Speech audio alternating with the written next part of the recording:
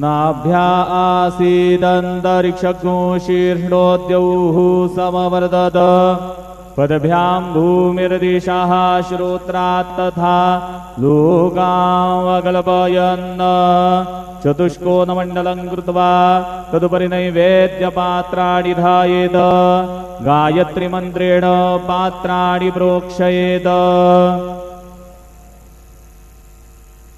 सत्यन्वरदेन परिखिञ्जामि धेनुमुद्रयाममृतीकृत्य ग्रासमुद्रया ॐ प्राणाय स्वाहा ॐ अपानाय स्वाहा ॐ व्यानाय स्वाहा ॐ उदानाय स्वाहा ॐ समानाय स्वाहा ॐ ब्रह्मणे नमः।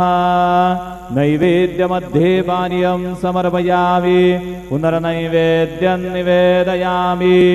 ॐ प्राणाय स्वाहा ॐ अपानाय स्वाहा ॐ व्यानाय स्वाहा ॐ उदानाय स्वाहा ॐ समानाय स्वाहा ॐ ब्रह्मणे नमः।